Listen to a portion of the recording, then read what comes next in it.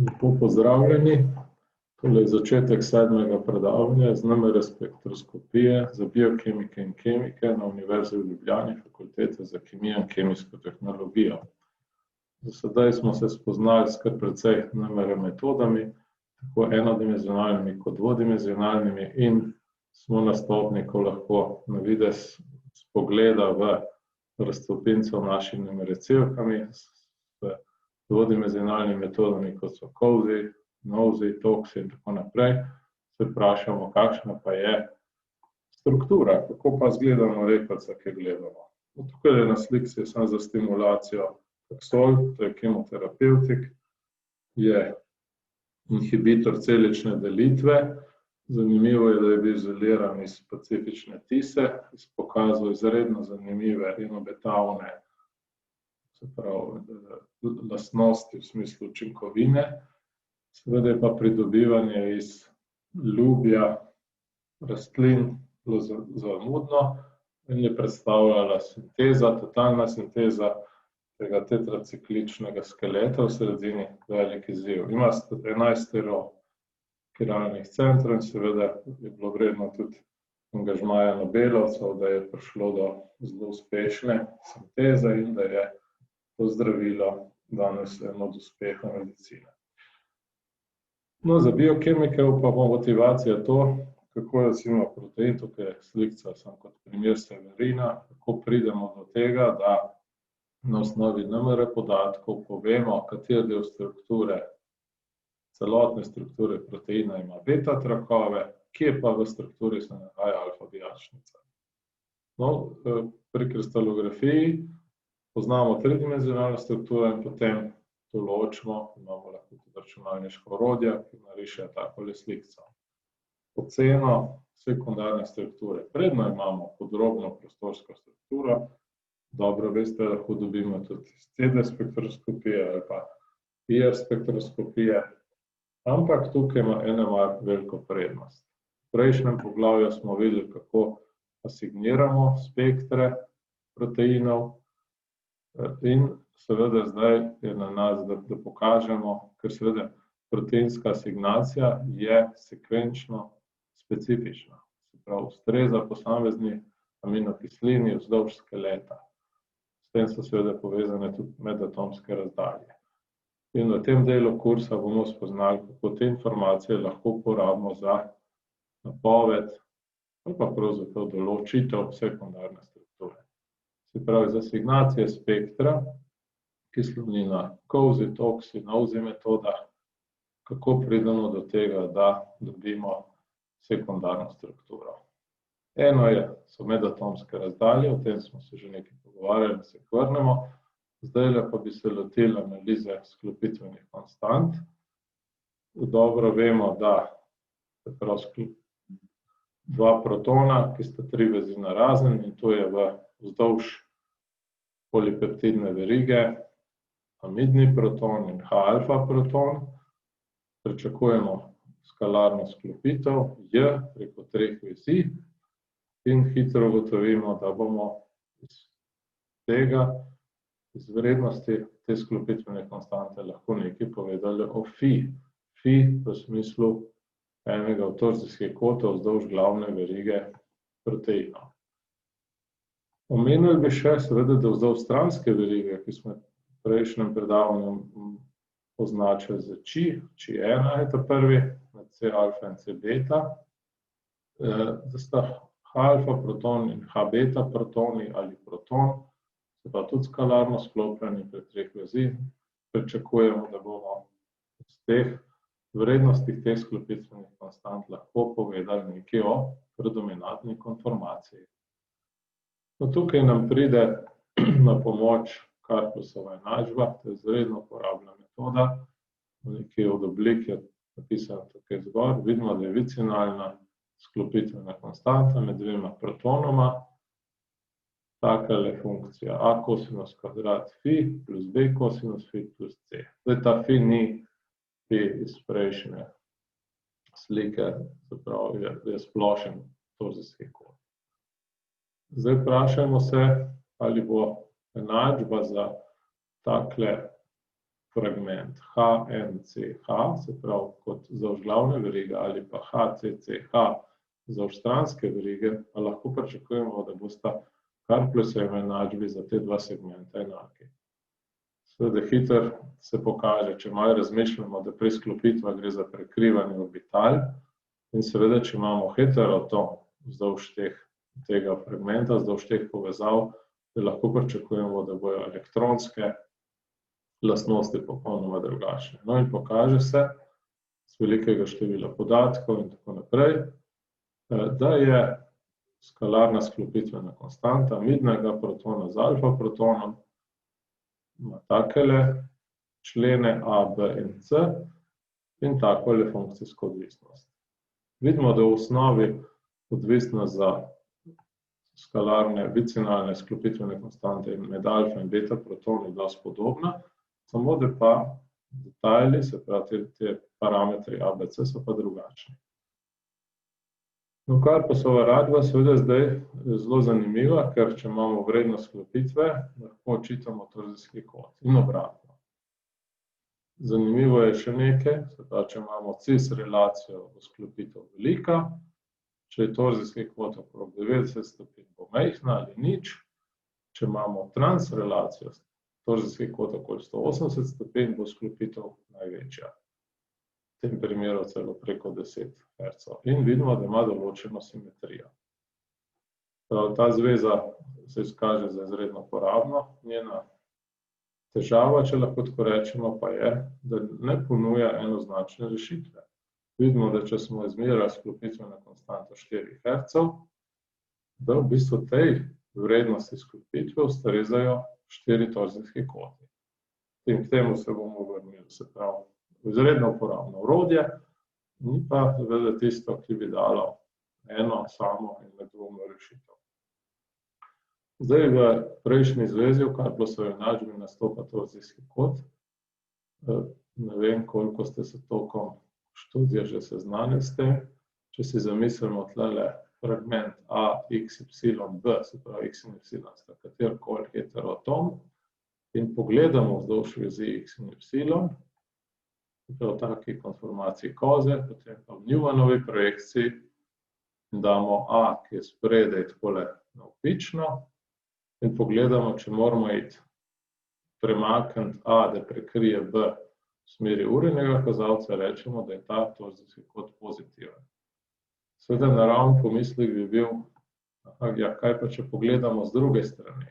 To je slika iste konfiguracije z druge strani, izkaže se, da ne glede na to, s katere strani pogledamo, ali moramo A, ki je spredaj, prekriti z B, ali B, ki je bil zadaj, prekriti z A, da je ta torzijski kvot, ki je tle označen, stav vedno pozitiven.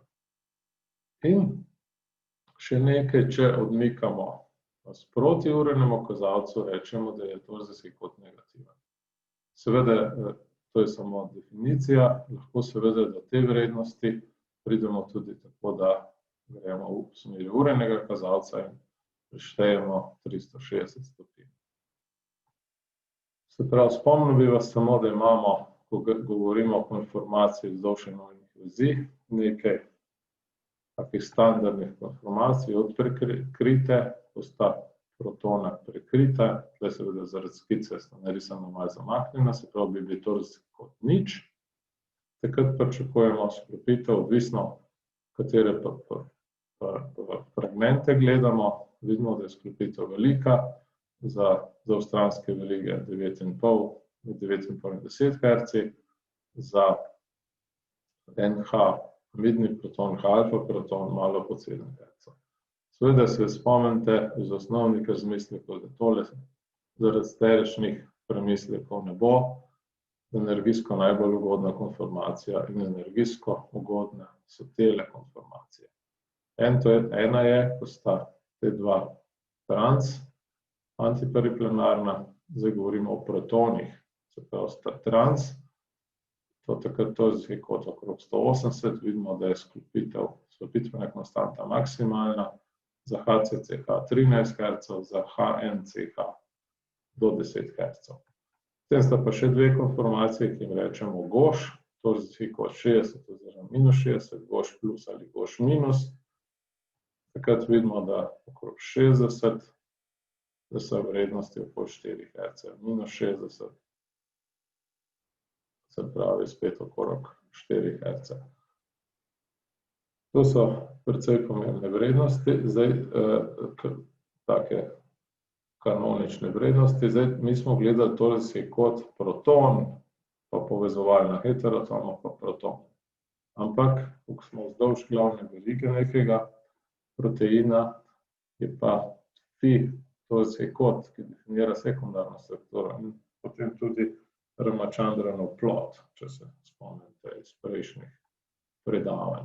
Zato vidimo, da če je fi definiran kot torzijski kot, ki ga definira karbonilna skupina, amidni dušik, C-alfa in karbonil, so seveda amidni proton in H-alfa v isti vezi, ampak ta fi ni nujno kot, ki ga oklepata dva protona.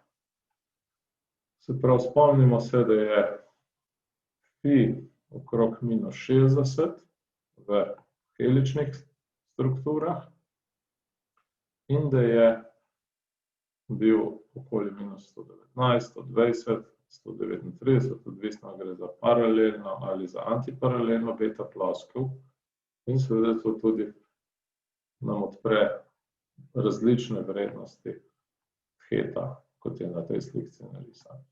Če se vprašamo, ja, kakšna pa je odvisnost ali pa povezava med fi in heta, se pravi torzijski kotom fi vzdolž glavne verige proteina in heta, ki definira stereokemijski odnos dveh sklopljenih protonov, vidimo, da moramo k fiju odšteti 60 stopinj, da dobimo teta.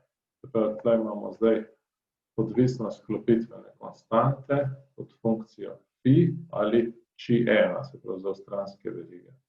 In zdaj nič, da seveda, ko govorimo o odnosu proton-proton, je seveda zamaknjen za 60 stopinj. Tisto, kar nas zdaj zanima, je, če imamo vijačnico, kakšno sklopitveno konstanto pričakujemo. Če bo za določen del aminokislinskega zaporedja prevladovala sekundarna struktura vijačnice, pričakujemo, da bo sklopitvene konstante okrog 4 Hz. Po drugi strani pa, če bojo prevladovali beta trakovi, bo sklopitev precej večje, 9-10 Hz. Odvisno je seveda od torzijskega kota, ki pa ne bo vedno konstanta. Zanimivo je, se pravi, tole zdaj se nam že ponuja metoda, ki nam bo omogočala samo na osnovi izmerjene sklopitvene konstante med amidnim in alfa protonom, glede na vrednost, določiti, kakšen je fi, ki ustreza temu delu zaporedja, mislim, aminokislinskega zaporedja. Vidite že tukaj, da je pa, prej smo govorili okrog 4, več kot 9, pa vprašanje so meje. Kako daleč postavimo meje, da se torzijski lahko spreminja.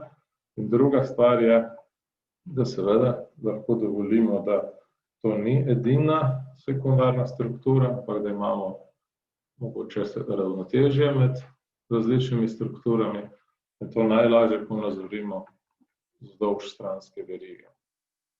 Tukaj imamo amidni dušik, C-alfa, zadaj C-beta in potem C-gama. Pogovarjamo se o konformaciji vzdolž chi1 in vidite, da v tej konformaciji, to je transkonformacija vzdolž chi1, je stereokemijski odnos H-alfa do protona H-beta1 imamo goš konformacijo, na proton H-beta2 imamo trans.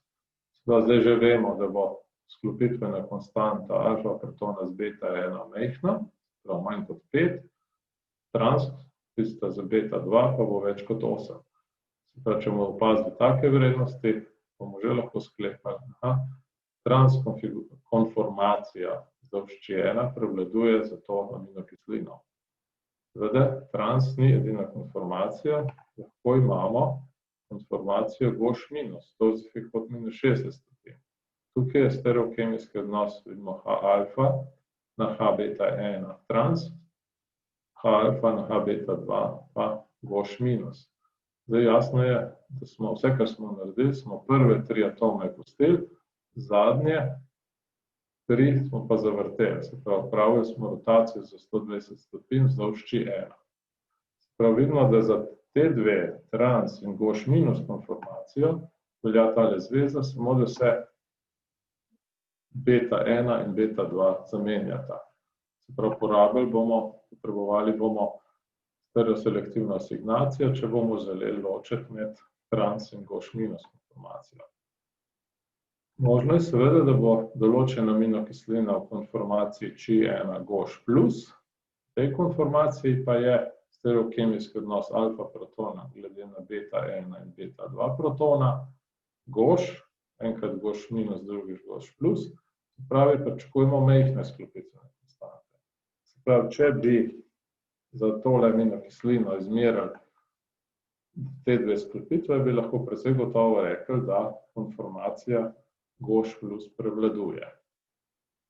Seveda, tipično imamo v raztopini ravnotežje, se pravi, če imamo beta skupino CH2 skupino, se pravi, vemo, da kar nekaj aminokislin ima, imamo dve izmerjeni vrednosti, prav sklopitveno konstanto alfa z beta 1 protonom, druga vrednost sklopitveno konstanto med alfa in beta 2 protonom, so dve enačbi, 3 neznanke, so pa 3 populacije.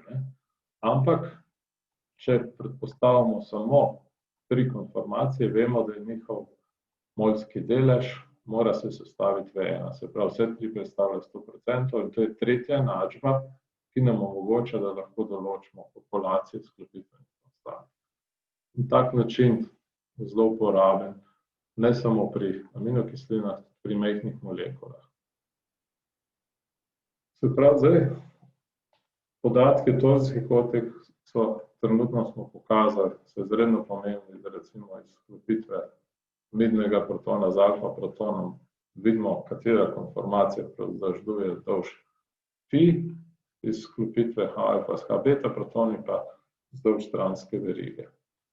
Zaenkrat se pogovarjamo o tem, ali lahko na osnovi teh vrednosti ocenimo, kakšna je sekundarna struktura. Videli smo, če je sklopitvena konstanta velika, lahko ocenimo, da ima beta trakove, če je manjša, 4-5 Hz, pa lahko pričakujemo desnosučno ali pa levosučno vijačnico, ki seveda v Poromačandrovem plotu je možna. Tukaj pa navajam še, ko bomo v naslednjem delu predavanja se tega lotili, da je pa to lahko tudi strukturna omejitev. Če pogledamo malo bolj kvantitativno, bi lahko rekli, mi zdaj lahko iz vrednosti sklopitvene konstante po Karpussovi enačbi izračunamo, kakšen je fi. In seveda poznamo neki statistiki, imamo krepko čez 100.000 proteinskih struktur in če posortiramo desnosučne alfa vijačnice, vemo, kje je nekje center, se pravi srednja vrednost, pa mediana torzijskih kota fi, minus 57 stopinj, se pravi srednja sklopitvena konstanta, 3,9 Hz in tako naprej. Pri antiparalelnih beta strukturah vidimo, da je fi minus 139 ali pa minus 119 in sklopitveni konstanti, ki ustrezata tem torzijskim kotam, sta 8,9 in 9,7 Hz. Tisto, kar je za nas bistveno, je, da je ta vrednost večja, 9 plus minus, ta druga za vijačnice pa okrog 4 Hz. Če smo zdaj se pogovarjali o stereokemijskem odnosu ali pa predominantni konformaciji vzdolž torzijskega kota fi, imamo vzdolž te vezi, smo dobro analizirali amidni in alfa proton, vzdolž torzijskega kota psi, pa ustrezne sklopitve med dvema protonama nimamo. Potem se bomo v nadaljevanju kursa pogovarjali, kako pa lahko kaj povemo o predominantni konformaciji vzdolž te, se pravi, tega torzijskega koda, tega elementa strukture. Če zdaj pogledamo, videli smo sklopitvene konstante, kako nam lahko že samo vrednost ene vrednosti poda prav neko predominantno predispozicijo torzijskega kota Fi za alfa ali beta strukture, seveda imamo pa medatomske razdalje, ki smo jih obravnavali v prejšnjem kursu. Še enkrat spomnimo, da imamo znotraj ostankov tako imenovane intrarezidualne sklopitve, te seveda niso posebej pomembne, ko pogovarjamo o asignaciji ali pa nekih konformacijskih lastnostih ali pa določevanju sekundarne strukture, medtem ko pa sekvenčne povezave, se pravi povezavi s sosedi, prejšnjim in naslednjim, pa so seveda tiste, ki, to smo že pokazali, da recimo alfa protoni imajo so precej odvisni od sekundarne strukture, razdalja alfa protonov do amidne protone med sosednjimi aminokislinami. Spomnil bi vas na tale graf, ravno ta relacija alfa proton ostanka I do amidnega protona I+1, po torzijskega kota psi, v jačnicah so te razdalje 3,5 plus minus angstromov, beta splošno pa nekje 2,2 plus minus angstromov. Se pravi, in spomnim samo, da je NOI obratno sorazmeren s šesto potenco razdalje. Se pravi, ta razdalja, ki mogoče izgleda majhna, 2,2, 3,5 angstroma, ko potenciramo 6, to privede v velike razlike. Se pravi, če sam ugotovimo, da za beta trakove imamo kratke razdalje med sosednjima aminokislinama, tukaj bi moglo biti interrezidualne, se pravi alfa N, in pa seveda tisto, kar bo značilno za beta trakove, da so razdalje dolgega dosega obstajajo, kratke razdalje dolgega dosega. In to bo tisto, kar bo lastnost beta trakov. Po drugi strani pa vijačnice bo imeli pa kratke razdalje med zaporednimi aminokislinami, amidnih protonov, pa tudi beta protonov z amidnimi protoni sosednje aminokisline. In tisto, kar je lastnost vijačnice, in smo se pogovarjali v prejšnjem kursu, je, da so protoni aminokisline I in tretje, naslednje po zaporedju, ali pa predhodne seveda, pa četrte, pa druge, odvisno od tega, kakšna je vijačnica, da to je pa lastnost, se pravi, vijačnic. No, če zdaj razložimo, pogledali smo si izklopitvene konstante, pogledali smo NOI-je, kako varirajo sekundarno strukturo. Pogledamo tukaj na primer majhnega encima, gre glutarodoksin 3, to je oksidacijsko-redukcijski encim, njegova zanimivost, da ima v aktivnem mestu disulfidno vez. Se pravi, in zdaj zložimo, imamo aminokislinsko zaporedje od 1 do 82, 83, in pri vsaki določeni aminokislini, pri vsakem zaporedju označimo sklopitveno konstanto. Prazen krogec pomeni, da je sklopitvena konstanta večja kot 7, poln krogec pomeni, da je manjša kot 6. Spomnimo se samo, če je sklopitev velika, pričakujemo beta strukturo, če je majhna, pričakujemo helično strukturo. K temu zložimo še recimo sekvenčno razdaljo alfa protona z amidnim naslednjim. NOI označimo tako, da obstoj označimo s črtico, debelina črte pa ponazarja, da je ta kontakt močan. In vemo, da so te interakcije, ta NOI, te razdalje so kratke, NOI močan, to je beta struktura.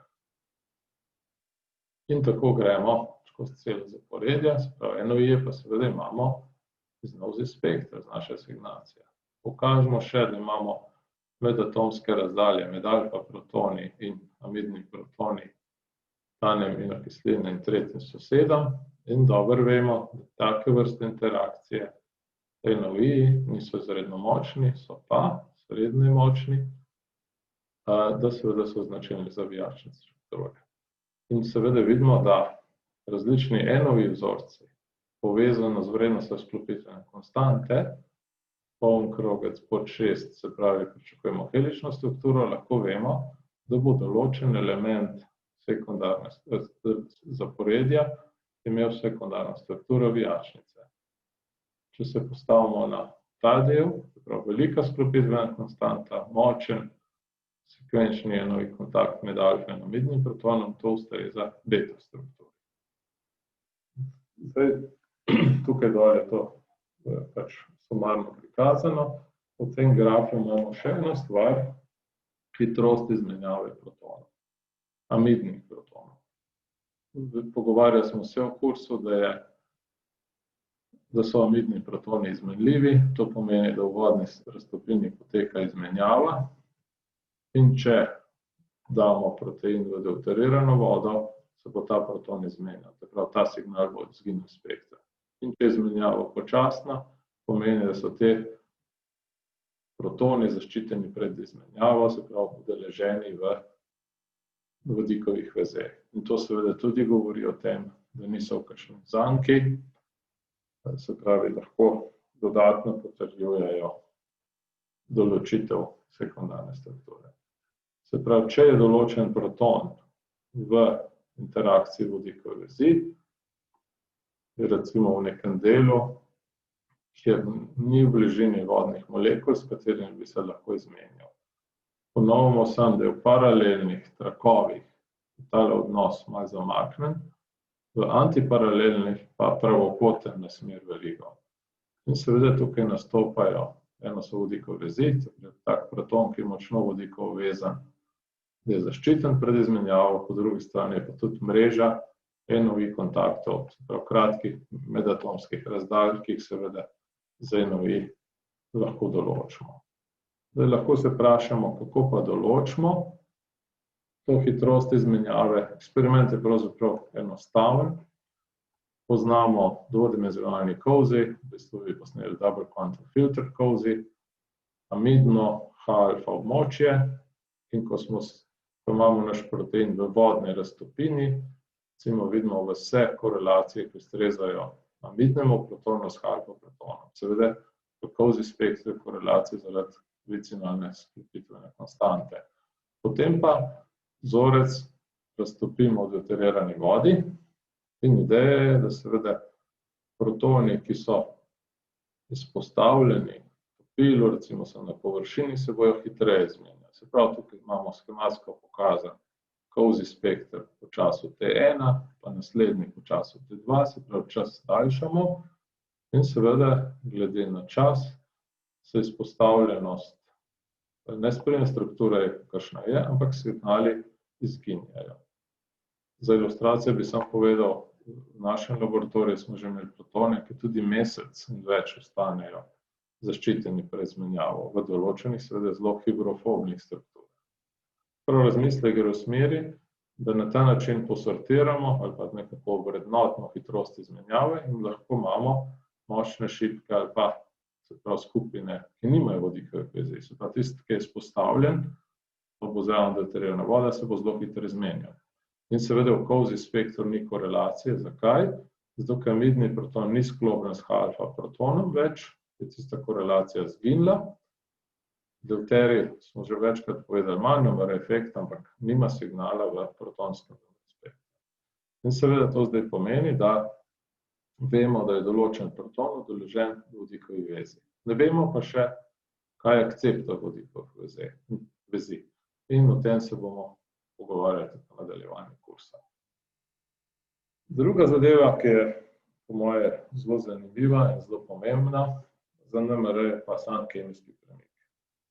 Zdaj, eno je sprememba kemijskega premika zaradi spremembe v strukturi, v smislu substituentov vzdolž vezi, ki jih seveda kemiki obravnavamo preko induktivnih, mezomernih in kakšnih drugih efektov.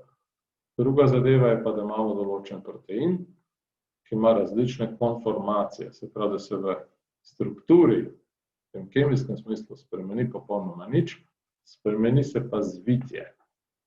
In v tem grafu imamo narisan glutaredoksin, ki smo ga videli v slajd 2 nazaj.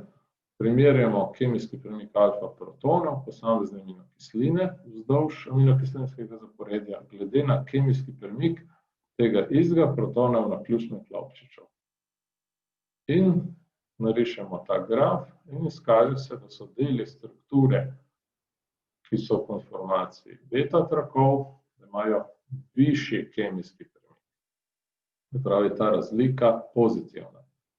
Vijačnice imajo pa nižji. Torej, na nek način v literaturi govorimo o tako imenovanem chemical shift index. Se pravi, alfa vijačnice so nekje v povprečju za 0,3 ppm. Rečemo upfill, se pravi pri nižjih kemijskih premikih glede na naključni klopčič. Potem, ko so beta strukture, pa za 0,3 ppm downfill, se pravi imajo višji kemijski premik. In zdaj vidite, da če pogledamo samo kemijski premik alfa protonov vzdolž aminokislinskega zaporedja, dobimo lahko že zelo dober občutek, kakšna je sekundarna struktura vzdolž aminokislinskega zaporedja. In to je seveda izredno uporabna metoda. Potrebujemo pa asignacijo.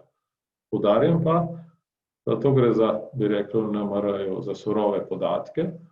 Druga kot aminokislinsko zaporedje, se pravi primarno strukturo ne poznamo. In ko smo spekter asignirali, že lahko naredimo takle grafik. Glede na to, kar poznate iz NMR-ja, bi vas vprašal, ali verjamete, da je ta stvar splošna. No, že pred desetletji so pokazali, da recimo alanin ima območje kemijskih premikov, ko imamo beta trakove. Pa vidite, da je razpon kar velik, 4,3 do 5,8, z mediano 5,2 recimo. Ne? Ampak, ko je pa helična struktura, je pa nižji, 3,2 do 4,4 recimo, ne? Z mediano pri 4,2. Prav vidite, da za vsako aminokislino je dejansko kemijski premik alfa protona višji, prav rečemo v nižjem polju, ampak to sem obljubil, da ne bomo. Prav za vsako aminokislino je alfa proton bolj razsenčen, ko gre za beta trak. Vidite pa, da seveda to odlično drži, ampak imamo pa območja, če bi izmerili kemijski premik nekje vmes, da ne bi mogli neko 100%, mogoče metionin lahko, vse druge aminokisline pa imajo delno prekrivanje. Se pravi, odlična metoda, ampak če bi se zanašal samo na kemijski premik alfa protona, nam to ne bi uspelo nedvoumno določiti. Zdaj bi vas vprašal, a mislite, da so tudi druga jedra vzdolž aminokislinskega zaporedja, pa seveda tudi stranskih skupin, odvisna od sekundarne strukture? Odgovor je seveda da. In sem kot ilustracijo, sprav kemijski premik C-alfa, srednja vrednost je tista iz naključnega klopčiča in vidite, da imajo alfa heliksi višji kemijski premik. V beta trakovih pa nižjega. Se pravi, v protonih H-alfa je bilo beta trak višji, v povezanem, direktno vezanem ogliku je pa obratno. Tudi beta ogljikovi atomi, se pravi beta ogliki, njihovi kemijski premiki so odvisni od sekundarne strukture. Prav in seveda, če bi pogledal še kakšno drugo jedro, bi videl, da je seveda velja enako. In seveda zanimivo je, to poudarjam, ker seveda na izpitu opažam, da potem težko ljudje razumejo. Gledamo isto molekulo, isto aminokislino, kar se kemijske strukture tiče, se popolnoma nič ne spremeni. Dana aminokislina je samo spremenila konformacijo vzdolž glavne verige, ali v vijačnici ali v beta traku. Tukaj se induktivni in mezomerni efekt nista spremenila. Spremeni pa se drugi efekti, ki vplivajo na senčenje. O tem bomo tudi še v nadaljevanju kursa govorili. Videli smo zdaj tudi iz teh primera kemijskih premikov, da pa seveda pridemo v območja, kjer ne moramo nedvoumno reči samo na osnovi enega parametra, katera sekundarna struktura prevladuje. In seveda rešitev je v tem, da kombiniramo ta opažanja.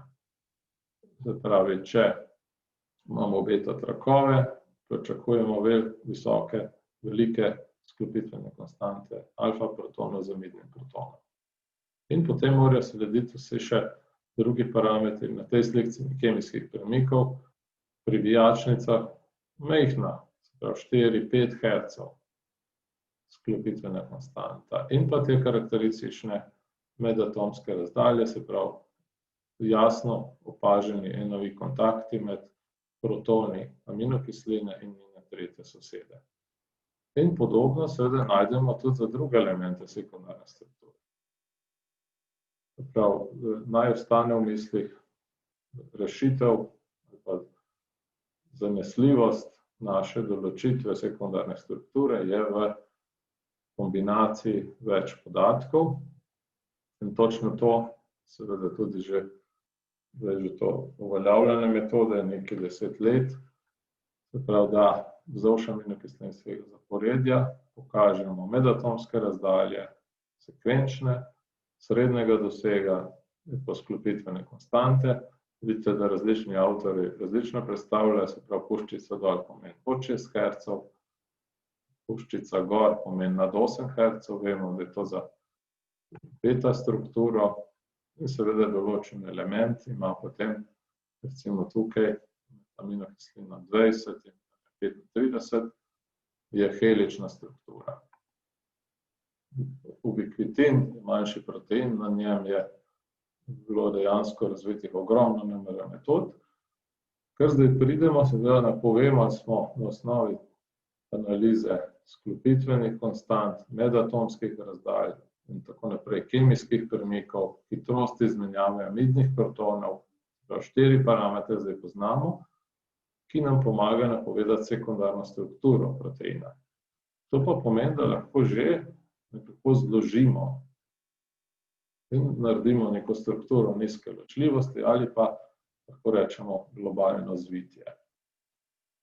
No, tukaj spodaj imamo drug primer, se pravi, gre za inhibitor bulsamina, se pravi, bikove nekega proteaze iz bikove sperme, pravi spet podobno, hitrost izmenjave amidnih protonov, sekvenčna povezava med alfa in amidnimi protoni, enoji močnejši ali manjši, sklopitvene konstante, večje kot 7, manjše kot 6 Hz, se pravi, te meje, sem poudaril že nekajkrat, niso enoznačne in to seveda vzdolž aminokislinskega zaporedja pomaga napovedati, da imamo raztegnjeno strukturo, se pravi, beta strukturo, imamo vijačnico in pri beta strukturah, seveda sem že večkrat poudaril, da pričakujemo enovi kontakte, se pravi, kratke medatomske razdalje, dolgega dosega. Vidite, da tle aminokisline, recimo 23,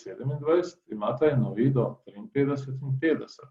In seveda tukaj dol velja obratno. Se pravi, ta beta trak bo blizu temu. In ravno to je ta informacija, to je seveda ubikvitin, ki seveda dva beta trakova postavi v prostorsko bližino, se pravi, ne samo, da smo napovedali sekundarno strukturo, lahko že malo razmišljamo o tem, kako je protein zvit in kakšna je pravzaprav terciarna struktura.